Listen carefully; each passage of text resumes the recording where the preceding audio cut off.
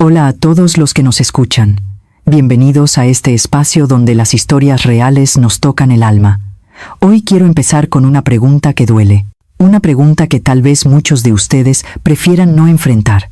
¿Cómo es posible que una madre dedique su vida entera a cuidar de sus hijos y termine sus días mirando por una ventana esperando a alguien que nunca llega? Es una realidad amarga. Un contraste brutal. Pasamos años enseñándoles a caminar, a hablar, a defenderse en la vida. Les damos nuestro pan, nuestro sueño. Y cuando nuestras fuerzas se apagan, cuando nuestros pasos se vuelven lentos y torpes, el premio suele ser el olvido. ¿Alguna vez han pensado en el frío que se siente cuando la persona que más amas te deja atrás? ¿Pueden imaginarse el vacío en el pecho cuando el silencio es la única respuesta a tus oraciones? Pónganse en su lugar por un instante. Piensen en el amor más grande que tienen y luego imaginen que ese amor los descarta como si fueran un mueble viejo. Es aterrador y profundamente injusto. Hoy les traigo la historia de Carmen, una mujer trabajadora, fuerte, de esas madres españolas que levantaron a su familia a base de sudor y lágrimas. Carmen no siempre fue una anciana frágil en una residencia. Hubo un tiempo en que su casa estaba llena de vida. Me gustaría que viajaran conmigo a esos recuerdos. Eran los domingos en su pueblo natal. El olor a sofrito inundaba la cocina desde temprano. La mesa grande de madera se llenaba de platos. El sonido de las risas de los niños resonaba en el patio empedrado bajo el sol radiante de la tarde. Carmen cocinaba sin descanso. Preparaba la paella con el mismo amor de siempre. Su mayor alegría era ver a los suyos reunidos. Su hijo Antonio era el centro de su universo, el niño de sus ojos. Ella le planchaba las camisas, le preparaba la merienda, le curaba las heridas de las rodillas cuando caía de la bicicleta. Carmen vivía por y para Antonio. Su mundo entero giraba alrededor de su hijo. Ella tejía sueños de un futuro brillante para él. Sacrificaba sus propios deseos, su ropa nueva, sus vacaciones. Todo lo entregaba para que a Antonio no le faltara absolutamente nada. Esa era su máxima felicidad. Darlo todo sin pedir nada a cambio. Pero la vida no es como la soñamos. El tiempo pasa, implacable, cruel. Las manos de Carmen se llenaron de manchas. Su espalda se encorvó por el peso de los años de trabajo duro. Y el bullicio de aquella casa llena de luz se apagó. Y llegó el día que más temía. El día en que ella se convirtió en la carga. Antonio ya era un hombre hecho y derecho. Tenía su propia vida y sus responsabilidades. Y una madre anciana que necesitaba atención constante no encajaba en sus planes. El momento de la decisión llegó rápido. Sin anestesia. Antonio le dijo que sería solo por un tiempo, que era el mejor lugar para ella, que allí tendría médicos que la cuidarían mejor que él. Carmen escuchaba esas palabras mientras empacaba su vida en una pequeña maleta de tela. ¿Se dan cuenta del dolor de ese momento? Meter 80 años de recuerdos en una simple maleta. El viaje en coche hacia la residencia fue el viaje más largo de su vida. El silencio dentro del vehículo era ensordecedor. Nadie hablaba. Antonio miraba fijamente la carretera. Carmen miraba por la ventanilla, viendo cómo su mundo conocido iba quedando atrás para siempre. Llegaron al edificio. Un edificio grande, imponente, lleno de pasillos largos y brillantes. Olor a desinfectante. Un olor que se te mete en la nariz y te recuerda que estás en la antesala del final. Antonio se encargó del papeleo y luego la acompañó a la habitación 312. Una cama estrecha, un armario pequeño, una silla junto a la ventana. Ese iba a ser todo su universo a partir de ahora. Antes de cruzar la puerta para marcharse, Antonio se detuvo, se giró hacia ella, le tomó las manos, la miró a los ojos y le hizo una promesa. Mamá, te juro que vendré a visitarte cada semana. Nunca te dejaré sola. Vendré los domingos, te lo prometo. Carmen asintió con la cabeza y se tragó las lágrimas para no hacerle sentir culpable. Porque las madres son así. Protegen a sus hijos incluso de su propio dolor. Antonio soltó sus manos, dio la vuelta y cruzó esa puerta. Rápido, frío, un cierre de puerta que sonó como una sentencia definitiva. La primera semana fue dura. Carmen miraba el reloj constantemente. Esperaba el domingo con una ilusión infantil. Y el domingo llegó. Pero Antonio no lo hizo. La primera excusa fue trabajo. La segunda semana fue un viaje inesperado. Poco a poco las llamadas se fueron espaciando, hasta que un día el teléfono dejó de sonar por completo. 5 años. 5 largos años pasaron desde ese último domingo que nunca llegó.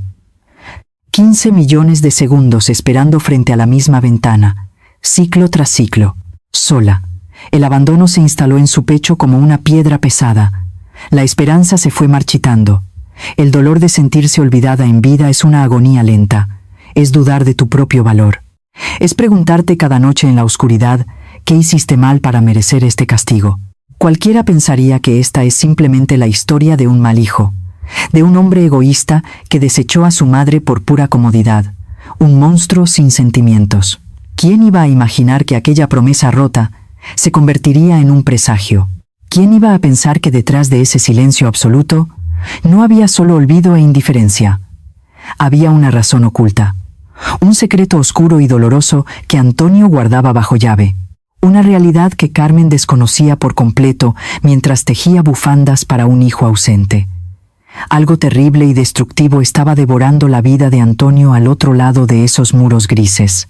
Lo que parecía desinterés total era en realidad una máscara diseñada para ocultar una pesadilla inimaginable. Pero todo eso Carmen no lo sabía. Ella solo sabía que la silla frente a su cama seguía vacía, preparándose para un final solitario. Hasta que una tarde de noviembre, cuando se cumplían exactamente los 5 años de su ingreso, la rutina de la residencia se rompió en 1000 pedazos. Alguien acababa de cruzar la puerta principal. Los primeros meses en la residencia fueron un ejercicio constante de autoengaño. Carmen intentaba convencerse todos los días de que la promesa de su hijo seguía intacta. Arregló su pequeña habitación con una precisión casi militar. Colocó la foto de la primera comunión de Antonio en la mesita de noche, justo al lado del vaso de agua y de sus pastillas para la presión. Doblaba su ropa con cuidado extremo, como si en cualquier momento alguien fuera a entrar a inspeccionar su vida. Cada mañana se levantaba temprano. Se peinaba sus cabellos blancos frente al pequeño espejo del baño. Se ponía un poco de colonia de lavanda. Esa misma colonia que usaba cuando llevaba a Antonio al parque en las tardes de primavera. Se sentaba en la silla de plástico junto a la ventana y esperaba escuchar el sonido del motor del coche de su hijo. Esperaba escuchar sus pasos apresurados resonando por el largo pasillo de linóleo. Pero los pasos que se acercaban siempre pasaban de largo. Pertenecían a las enfermeras, a los auxiliares que traían el carrito de la comida o a los familiares de otros residentes. Ustedes saben lo que se siente al escuchar un paso acercarse a tu puerta y que tu corazón se acelere de pura ilusión para luego estrellarse contra el suelo cuando el sonido se aleja. Es una tortura sorda, una herida que se abre y se cierra varias veces al día. Carmen miraba por el cristal buscando el rostro familiar de su muchacho. En su mente justificaba su ausencia. Pensaba que quizás había mucho tráfico en la ciudad, o que su jefe le había exigido trabajar horas extras el fin de semana. Las madres siempre encuentran una excusa perfecta para perdonar a sus hijos. Siempre. Las excusas de Antonio por teléfono al principio eran creíbles. Mamá, hoy no puedo ir porque tengo una reunión importante con unos clientes. Mamá, este domingo me toca viajar por asuntos de la empresa. Carmen siempre respondía con la misma voz dulce y comprensiva.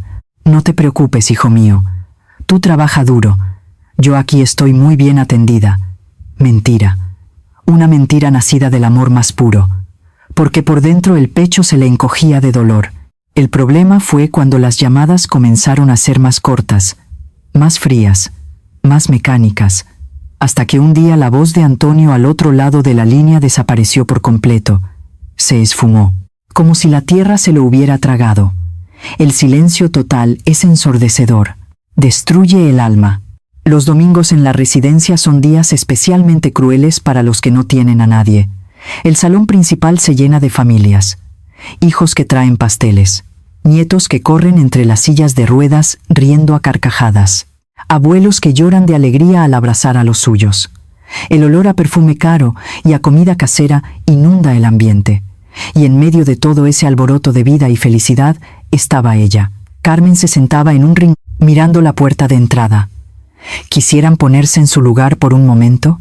Imaginen el nudo en la garganta al ver a otras madres recibiendo besos y regalos mientras ustedes solo reciben la mirada de lástima de una enfermera de turno. Doloroso, humillante. A veces, las otras mujeres de la residencia le preguntaban por su hijo. Mujeres como doña Rosa, que presumía de las visitas dominicales de sus 2 hijas, o como Teresa, que siempre mostraba las fotos de sus nietos recién nacidos. ¿Y tu Antonio cuando viene a verte, Carmen? Le preguntaban con esa curiosidad que a veces roza la crueldad, y Carmen tragaba saliva. Levantaba la barbilla con un orgullo frágil y respondía con voz firme. Antonio es un hombre muy importante en su trabajo. Tiene responsabilidades muy grandes. No puede perder el tiempo viniendo hasta aquí cada semana. Lo decía para protegerlo. Lo decía para protegerse a sí misma de la vergüenza del abandono. Pero en el fondo de su cama, cuando las luces del pasillo se apagaban y el silencio de la noche envolvía el edificio, las lágrimas empapaban su almohada. Lágrimas silenciosas y amargas. La esperanza es terca, pero incluso la esperanza más fuerte termina por desgastarse cuando no recibe alimento. El primer año pasó con la lentitud de una gota de agua cayendo sobre una piedra. El segundo año trajo consigo la resignación. Carmen dejó de peinarse con tanto esmero los domingos. Dejó de ponerse la colonia de lavanda. La foto de la comunión de Antonio se fue cubriendo de una fina capa de polvo que ella ya no tenía fuerzas para limpiar. La soledad absoluta no es solo no tener con quien hablar. La soledad absoluta es sentir que has dejado de existir para las personas que le daban sentido a tu vida. Es convertirte en un fantasma que respira, un mueble más en una habitación fría, vacía, olvidada, y mientras el mundo exterior seguía girando y los años se acumulaban en su rostro, Carmen empezó a formular otra teoría. Las madres no están programadas para odiar a sus hijos por mucho que estos les fallen. El amor incondicional es irracional y eterno. En lugar de rencor, Carmen empezó a sentir un terror primitivo. Se despertaba en la madrugada sudando frío. Pensaba que si Antonio no venía, quizás la desgracia había llamado a su puerta. Quizás estaba postrado en un hospital sin nadie que lo consolara. Esa idea la torturaba 100 veces más que su propio encierro. Daría su vida entera para que su hijo estuviera a salvo. ¿Quién sabe si esa intuición de madre no era un eco de la realidad? El cuento del hijo exitoso se había desmoronado. Las primeras mentiras de Antonio no eran por falta de amor. Eran los muros de una prisión invisible que lo estaba asfixiando. Pero Carmen no lo podía imaginar. Ella seguía contando los días en un calendario inútil, hasta que llegó esa tarde de noviembre. El 5º aniversario de su encierro. Alguien empujó la pesada puerta de cristal. Un hombre roto. El fantasma que Carmen esperaba. Pero lo que estaba a punto de descubrir cambiaría su mundo para siempre. Mientras Carmen miraba por la ventana de la habitación 312, al otro lado de la ciudad se estaba escribiendo una historia paralela. Una historia que nadie, absolutamente nadie, podía imaginar. Para entender el silencio de Antonio, tenemos que viajar al epicentro de su vida, a ese castillo de cristal que él mismo había construido. Porque para los ojos del mundo, Antonio era el ejemplo perfecto del éxito. El orgullo de cualquier madre. Había logrado exactamente lo que Carmen había soñado para él con tanto sacrificio. Tenía un puesto directivo en una empresa importante. Vestía trajes a medida hechos por el mejor sastre de la ciudad. Conducía un coche alemán del año. Y vivía en un chalet inmenso, en una de las mejores zonas residenciales. A su lado estaba Elena, su esposa, una mujer elegante, de sonrisa perfecta y modales exquisitos. En las cenas con los amigos del trabajo parecían salir directamente de la portada de una revista de lujo. Brindaban con copas de cristal fino. Hablaban de sus próximas vacaciones en la costa, de las inversiones en bolsa, de lo maravillosa que era su vida matrimonial. Eran la envidia de todos sus vecinos, un matrimonio impecable, un hogar de ensueño, la cúspide absoluta de la felicidad moderna. Pero las paredes de las casas no hablan, y menos mal que no lo hacen. Porque si aquellas paredes blancas y perfectas pudieran gritar, contarían una verdad que hiela la sangre. ¿Alguna vez han fingido una sonrisa en una foto mientras por dentro sienten que no pueden respirar? ¿Saben lo que es vivir aterrado bajo el mismo techo que se supone debe protegerlos? Esa era la realidad de Antonio. Una realidad tan humillante que prefería tragar veneno antes que contarla a nadie. El éxito profesional era solo una máscara brillante, un disfraz diseñado para esconder el infierno que empezaba cada tarde cuando giraba la llave en la cerradura de su propia casa. El monstruo no vivía debajo de la cama. Dormía a su lado. Elena no era la mujer dulce y comprensiva que todos creían conocer. Detrás de las gruesas puertas de roble, esa sonrisa de revista se transformaba en una mueca de desprecio puro. Todo empezó de manera sutil, como casi siempre empiezan estas cosas. Pequeños comentarios venenosos disfrazados de consejos, críticas sobre cómo se vestía, sobre cómo masticaba en la mesa, sobre cuánto ganaba en comparación con otros. Luego vinieron los aislamientos sistemáticos.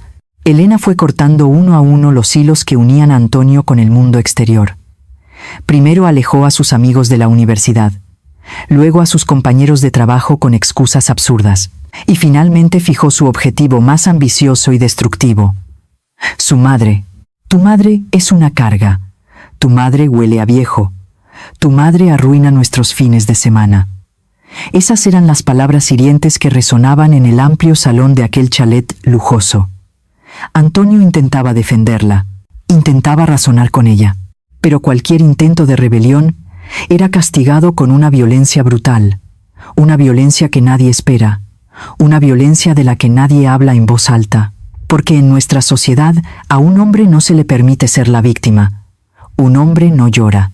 Un hombre no denuncia a su mujer por miedo a las burlas y al juicio público. Antonio vivía atrapado en esa jaula de masculinidad tóxica y vergüenza paralizante. Los insultos pasaron a los empujones a los objetos volando por el aire, platos estrellándose contra la pared a escasos centímetros de su cabeza, gritos histéricos rompiendo el silencio de la madrugada. El sonido de los tacones de Elena en el pasillo lo hacía temblar de pavor. Ese ruido seco contra el suelo de madera era el anuncio de una nueva tormenta. ¿Pueden sentir la angustia de vivir en estado de alerta permanente? Caminar sobre cáscaras de huevo en tu propia sala. Medir cada palabra, cada gesto, cada mirada. Porque el más mínimo error desataba una furia incontrolable. Antonio se quedaba inmóvil, congelado, soportando los golpes físicos y las humillaciones verbales con la cabeza gacha. ¿Por qué no la dejaba?, se preguntarán ustedes. Porque el maltrato psicológico te destruye la mente por completo. Te convence de que tú eres el culpable de todo. Te hace creer que no vales absolutamente nada, que sin esa persona eres una basura indigna de amor. Y Antonio, el exitoso directivo, el hijo perfecto que lo tenía todo, se había convertido en una sombra sin voluntad, un prisionero sumiso en su propio castillo de oro. El día que internaron a Carmen no fue una decisión libre de Antonio, fue un ultimátum definitivo de Elena. O la metes en un asilo o te destruyo la vida en los tribunales. Lo amenazó con acusaciones falsas muy graves, con quitarle todo el patrimonio que había construido con años de esfuerzo, con provocar un escándalo público que arruinaría su intachable carrera para siempre. Por miedo, por pura cobardía y desesperación extrema, Antonio cedió. La llevó a la residencia y le hizo esa promesa en la puerta: te juro que vendré a visitarte cada semana. Él de verdad quería cumplirla, de verdad anhelaba ver a su madre. Pero Elena descubrió sus visitas a escondidas, y la furia se desató sin límites. Le confiscó las llaves del coche los fines de semana. Revisaba su teléfono móvil cada noche, buscando con lupa el registro de llamadas. Le bloqueó el número de la residencia. Si vas a ver a esa vieja asquerosa, te juro que te arrepientes el resto de tu vida. Le gritaba mientras le clavaba las uñas en el pecho con saña. Antonio se vio acorralado en un oscuro callejón sin salida. Pensó con esa lógica torcida que da el miedo que si se alejaba por un tiempo, Elena se calmaría. Pensó que si dejaba de llamar, estaba protegiendo a su madre de la ira descontrolada de su esposa. Pensó que su ausencia era un escudo protector para ambas. Grave error. Un error fatal. El silencio no curó nada.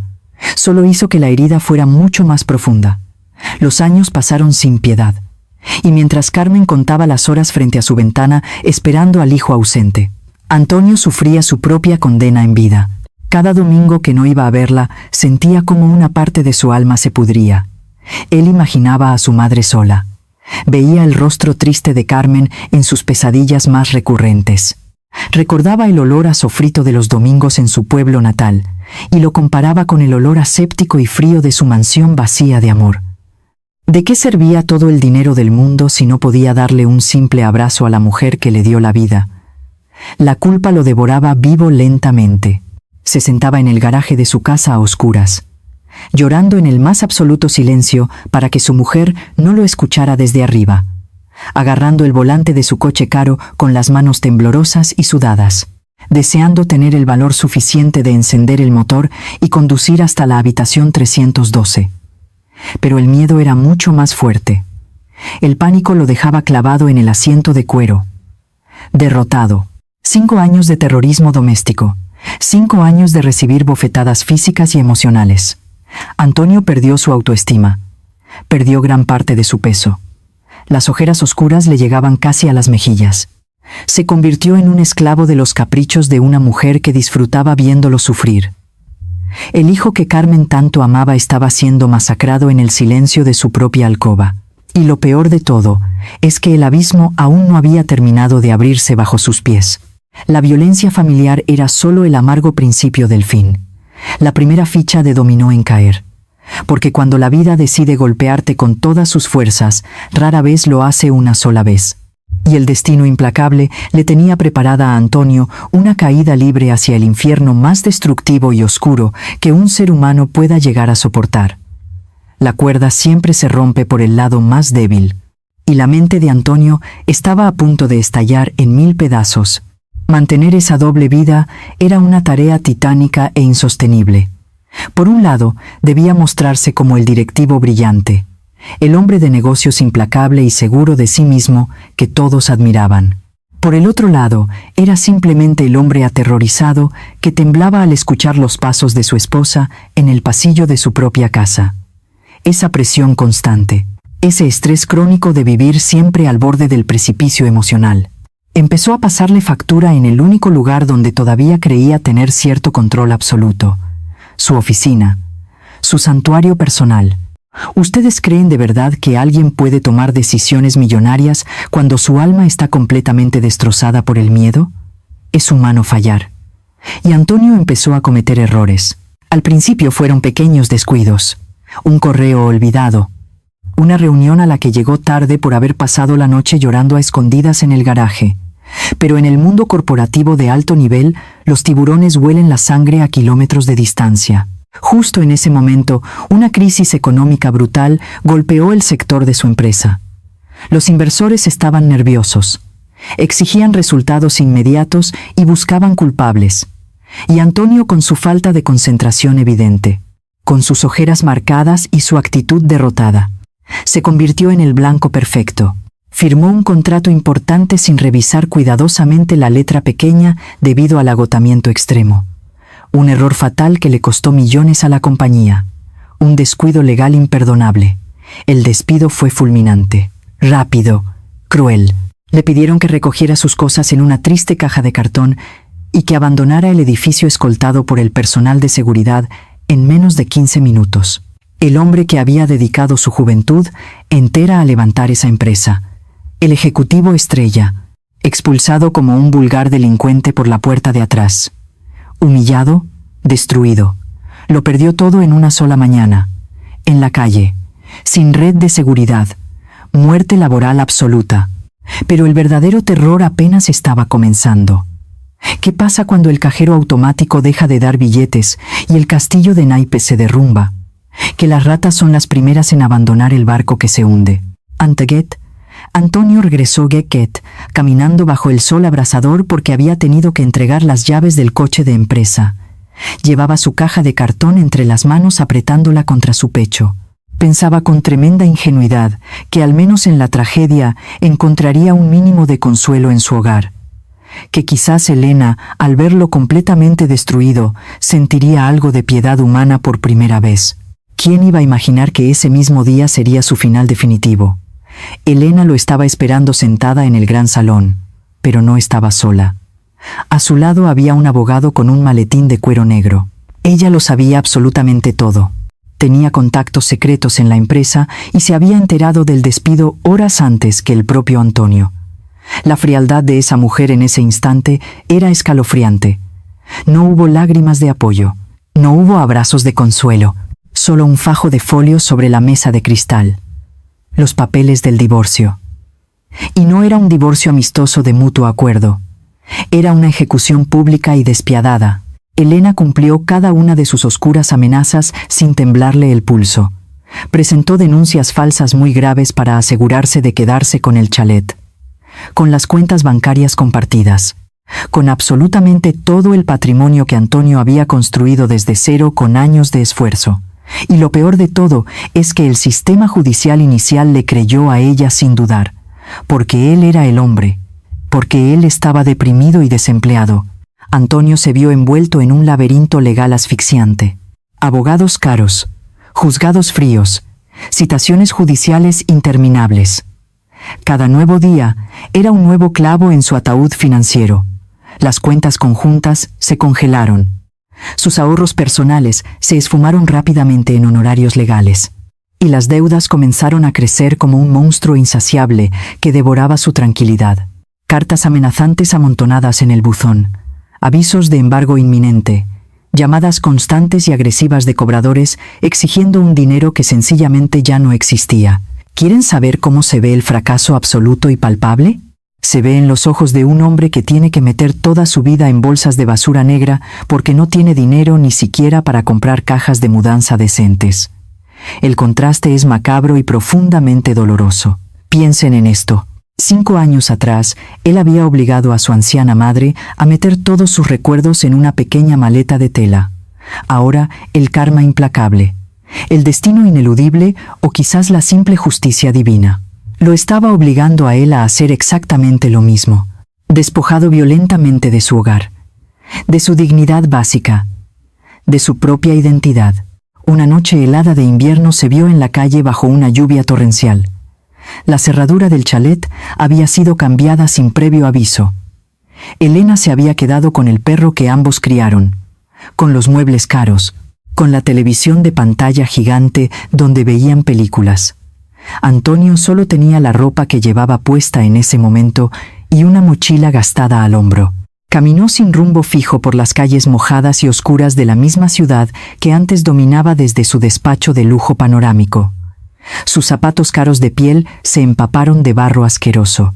El frío intenso le calaba hasta los mismos huesos. Pero el frío físico no era absolutamente nada comparado con el pedazo de hielo que sentía incrustado en el corazón. Alquiló una habitación minúscula en una pensión de mala muerte en los suburbios más peligrosos. Una cama estrecha con un colchón hundido que le destrozaba la espalda. Una bombilla parpadeante y triste colgando de un cable pelado del techo. Un baño compartido al final del pasillo oscuro que olía permanentemente a humedad y a pura desesperanza. El gran Antonio. El hombre de éxito rotundo, reducido a la más absoluta miseria humana. Sobreviviendo a duras penas a base de latas de atún baratas y pan duro de días anteriores. Las deudas lo ahogaban sin piedad. El divorcio amargo y mediático lo había dejado sin un solo amigo al que poder recurrir para pedir ayuda porque Elena se había encargado personalmente de envenenar a todo su círculo social contando mentiras horrendas sobre comportamiento. La caída libre fue brutal, vertiginosa, completamente destructora. El enorme peso de la culpa por haber abandonado a su madre Carmen lo aplastaba cada noche en esa cama miserable. Quería llamarla, quería correr a la residencia y pedirle perdón de rodillas llorando. Pero la vergüenza tóxica se lo impedía tajantemente. ¿Cómo iba a presentarse ante la mujer que le dio la vida en esas condiciones deplorables? Él que le había prometido con orgullo que lo tendría todo. Él que era su mayor alegría. Ahora era un simple vagabundo. Un fracasado, un hombre roto sin lugar en el mundo. La espiral de autodestrucción lo arrastró a lo más profundo del pozo. Y justo cuando Antonio pensaba que ya no podía caer más bajo, la vida le demostró con crueldad que el abismo siempre tiene un nivel más oscuro esperando para engullirte por completo. El fondo del abismo no tiene suelo. Se siente como caer eternamente en una negrura absoluta, fría y viscosa. Antonio ya no era aquel hombre que vestía trajes de marca o firmaba contratos millonarios. Aquel hombre había muerto bajo el peso de la humillación y el hambre. Lo que quedaba era una cáscara vacía, un espectro que arrastraba los pies por las calles de una ciudad que ya no reconocía. Aquella pensión se convirtió en su celda, una habitación donde el moho crecía en las esquinas y el aire se sentía pesado, cargado de los suspiros de otros hombres derrotados. El hambre no es solo un vacío en el estómago, es una sensación que te muerde las tripas, que te nubla el juicio hasta que lo único que puedes pensar es en cuándo será tu próxima comida. Una noche, en una trifulca callejera, por intentar proteger lo poco que le quedaba en su mochila, Antonio recibió una paliza que casi le cuesta la vida. Los golpes fueron brutales. El dolor físico era agudo, una explosión de fuego en cada costilla, una mancha de sangre caliente recorriendo su rostro. Pero las heridas más profundas, aquellas que realmente lo estaban matando, eran las invisibles. La culpa se había convertido en un tumor que le devoraba el pecho cada segundo. Recordaba el rostro de su madre, Carmen, la forma en que ella lo miraba con esa adoración, ciega antes de que él la arrojara al olvido de la residencia. ¿Cómo se atrevería a mirarla a los ojos después de haber caído tanto? ¿Qué derecho tenía él a pedirle perdón cuando ella había pasado 5 años esperando en una habitación gris, creyéndose abandonada por un hijo que ella creía exitoso? Las cicatrices en su rostro eran el mapa de su autodestrucción. Pero esas marcas eran superficiales comparadas con la devastación de su alma. Antonio se encerró en su habitación, ocultándose del mundo, ocultándose de sí mismo. El espejo de aquel cuarto de baño era su peor enemigo. Lo que veía reflejado no era un hijo, sino un extraño lleno de odio y remordimientos. La soledad se volvió su única compañía constante. Es un veneno lento, amigos. La soledad te susurra cosas al oído cuando el sol se pone. Te convence de que no mereces ser rescatado, de que tu única salida es el olvido definitivo. Pero en el fondo de ese pozo de desesperación ocurrió algo. Una pequeña chispa de humanidad, una necesidad imperiosa de cerrar el círculo antes de que el peso de sus pecados lo terminara de enterrar. Antonio entendió entonces una verdad cruda, una lección que la vida le había dado a palos. El dinero, el estatus y el prestigio no son nada, absolutamente nada. Cuando el castillo de naipes cae, lo único que queda es la verdad. Y la verdad era que su madre lo estaba esperando, no por lo que él tenía, no por lo que él representaba, sino por lo que él era, su hijo. El amor de una madre es, a menudo, la única red de seguridad que un ser humano tiene en este mundo, incluso cuando tú mismo te has encargado de romperla. Antonio, con los huesos doliéndole y la mente nublada por la fiebre de las heridas, tomó la decisión más difícil de su vida. No tenía dinero, ni un coche, ni siquiera una buena chaqueta para cubrirse del frío de noviembre. Tenía que llegar a la residencia. Tenía que verla, aunque fuera para pedirle que lo dejara morir en paz. La desesperación le dio una fuerza física que él no sabía que poseía. Caminó kilómetros. Cada paso era una tortura, una punzada en su cuerpo golpeado, un recordatorio físico de todas sus malas decisiones. Pero su Detervallasin era inquebrantable. A medida que se acercaba a la residencia, su corazón latía con una mezcla de terror y una extraña esperanza. Cuando finalmente divisó el edificio, el mismo edificio donde 5 años atrás había dejado a Carmen, sintió que el aire se le escapaba de los pulmones. Estaba ahí, inalterable, imponente, un monumento a su propia crueldad. Entró sin pedir permiso, sus ropas sucias y desgarradas llamando la atención de todo el mundo. Los empleados lo miraban con desprecio, pero él no los veía. Solo veía el pasillo que conducía a la habitación 312. Sus manos temblaban mientras se acercaba a la puerta. El sonido de sus pasos, una vez llenos de soberbia, ahora eran apenas un arrastrar de pies roto y cansado.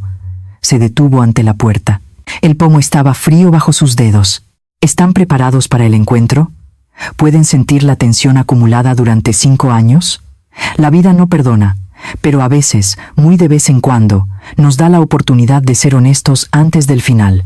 Antonio respiró hondo, cerró los ojos y abrió la puerta. Lo que vio al otro lado no era lo que esperaba. No era la mujer que él recordaba.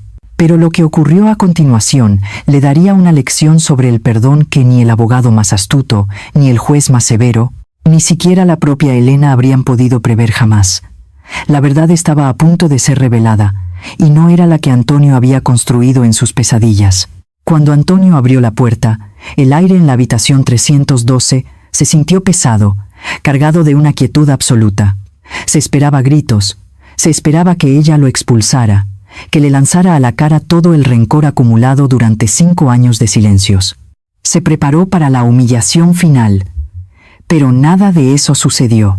Carmen estaba sentada en su silla, mirando por la ventana exactamente como él la recordaba. Su cabello era ahora completamente blanco, como un copo de nieve detenido en el tiempo, y sus manos, delgadas y nudosas, reposaban quietas sobre un pequeño chal de lana. Antonio se quedó paralizado en el umbral. Su aspecto era deplorable.